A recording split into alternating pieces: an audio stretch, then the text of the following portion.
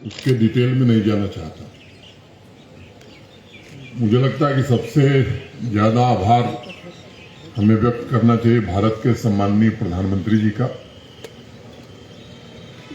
जिन्होंने पूरी दुनिया के सामने एक लक्ष्य प्रस्तुत किया कि भारत एक ऐसा देश होगा जो कार्बन फुटप्रिंट सबसे पहले शून्य करने की दिशा में आगे बढ़ेगा।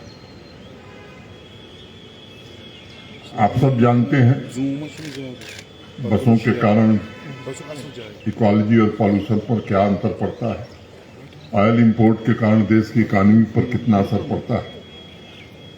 माननीय प्रधानमंत्री जी ने इस पर विशेष बल लगाया है और इसके कारण ये जो 100 करोड़ रुपया कैपेक्स में खर्च हो रहा है इन बसों के लिए श्रीनगर में, उसमें मोटे तौर पर 76 करोड़ भारत सरकार ने दिया।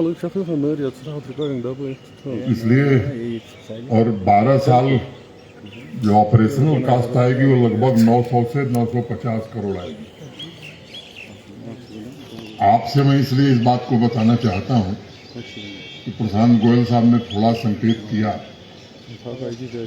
उसमें भी 50% सरकार दे रही है, किराया 50% ही लिया जा रहा है। तो ये एक बड़ा फैसला प्रशासन ने किया। अभी चूंकि हाल ही में इस तरह की सुविधा का निर्माण देश में हुआ है, कीमतें थोड़ी ज्यादा है, आने वाले दिनों में और कम होगी। और टाटा मोटर को मैं कहना चाहता हूं कि अब लिथियम का भंडार यही है, तो यहाँ से रिश्ता बना के रखिए, नहीं तो आगे बस चलाना मुश्किल होगा, क्योंकि जम्मू कश्मीर ही एक ऐसा राज्य या भौगोलिक क्षेत्र है जहाँ लिथियम उपलब्ध है। मैं इस प्रोजेक्ट से जुड़े अपने सभी सहयोगी अधिकारियों का प्रति आभारी हूँ, टाटा मोटर्स का भी आभारी हूँ और उम्मीद करता हूँ, बचपन से ही दो ही नाम मुझे आता था, टाटा और बाटा।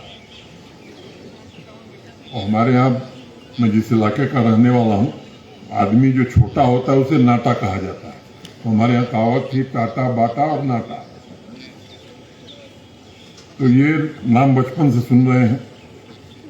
ढेर सारी सुविधाएं यात्रियों के लिए इसमें है, उसके बारे में मैं ज्यादा बात नहीं करना चाहता हूँ। चार्जिंग स्टेशन विकसित किए गए, ये हमें ध्यान रखना होगा कि विंटर्स के दिनों में भी ये चार्जिंग स्टेशन पूरी तरह से फंक्शनल रहें, क्योंकि एक यहाँ की विशेष परिस्थिति है श्रीनगर की, देश के बाकी हिस्सों में वो परिस्थिति नहीं। तो आपके जो लोग मेंटेनेंस विंग को देखेंगे, उनसे मेरा निवेदन होगा कि ये इस बात पर विशेष ध्यान देना होगा। केंद्रीय हाउसिंग और अर्बन अफेयर मंत्रालय द्वारा multi modal sustainable public transport initiative के लिए अभी श्रीनगर को अवार्ड मिला है।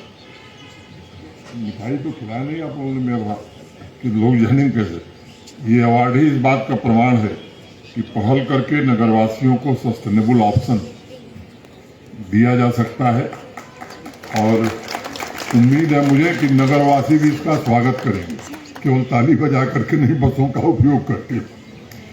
अगर पब्लिक ट्रांसपोर्ट बेहतर हो तो हम लोगों को मॉडल शिफ्ट करने के लिए प्रेरणा मिलती है, शहरों की क्वालिटी बेहतर होगी, ट्रैफिक कंजेशन से मुक्ति होगी।